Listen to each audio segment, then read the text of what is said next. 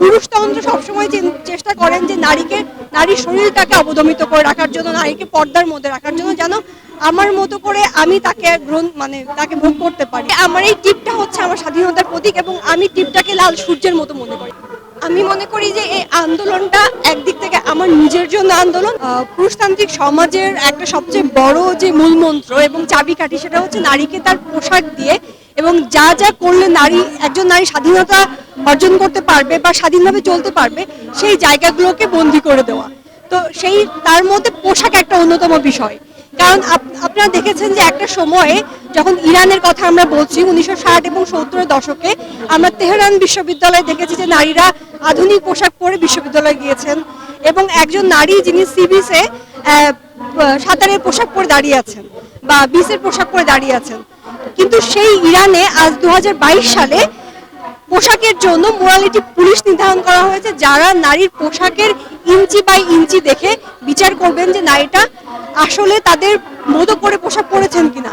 তো এই যে পোশাকটা নিয়ে শুধুমাত্র ইরান নয়, বাংলাদেশ, আফগানিস্তান, ইন্ডিয়া সমস্ত দেশেই দেখবেন যে সব জায়গায় এই মৌলবাদটা কাজ করছে এবং এই মৌলবাদীটা শুধুমাত্র আমি বলবো যে ধর্মীয় দিক থেকে শুধুমাত্র মুসলিম, হিন্দু, বৌদ্ধ, খ্রিস্টান এরকম ব্যাপার নয়।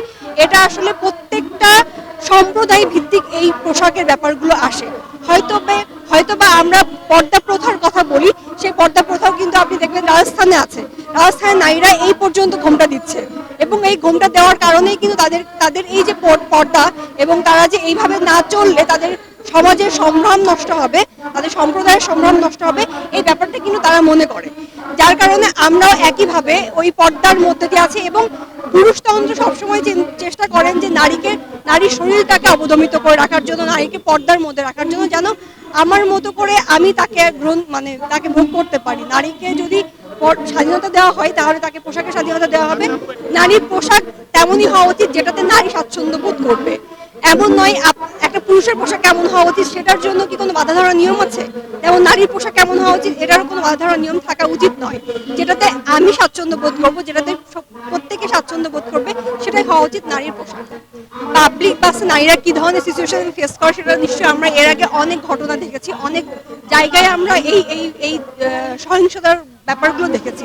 তো সেক্ষেত্রে আমার নিজের যদি কথা বলি, আমি আমার স্টুডেন্ট লাইফে যখন আমি পাবলিক ট্রাভেলগুলো ইউজ করতাম, পাবলিক ট্রাভেলিং করতাম, তখন দেখতাম যে একটা নারীকে বিভিন্নভাবে অপ্রীতিকর অবস্থায় তাকে ধরা হচ্ছে, তাকে ছোঁয়া হচ্ছে, তার শরীরে হাত দেওয়া হচ্ছে, তার পোশাক নিয়ে কটূক্তি করা হচ্ছে। আপনারা নিশ্চয়ই জানবেন যে এই শুধুমাত্র পোশাকের জন্য নারীরা কি পরিমাণ হেনস্থার শিকার হয় পাবলিক বাসগুলোতে, এবং সেখানে কিন্তু শুধুমাত্র পুরুষরা নয়, একজন নারীও কিন্তু নারীকে এই পোশাকের জন্যই বিভিন্নভাবে অসম্মান করছে। ওয়াজের মধ্যে একটা সবচেয়ে বড় যে টপিকটা থাকে সেটা হচ্ছে নারীর পোশাক এবং নারীকে তুমি কিভাবে আরো বেশি বন্দী করতে পারো সেই বিষয়টা নিয়ে ওয়াজে খুব বেশি করে বলা হয়। তো আমরা মনে করি যে এই জায়গাগুলোতে যদি আমরা রাষ্ট্রীয়ভাবে কাজ করি এবং রাষ্ট্র থেকে যদি বলা হয় যে ওয়াজের সময় কি বলতে পারবো এবং কি বলতে পারবো না, তাহলে আমার মনে হয় এটা অনেক বেশি কাজ করবে।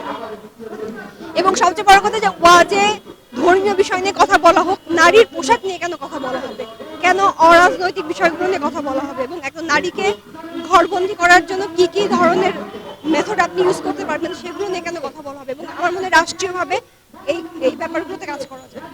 আমি মনে করি আমার এই টিপটা হচ্ছে আমার স্বাধীনতার প্রতীক এবং আমি টিপটাকে লাল সূর্যের মতো মনে করি।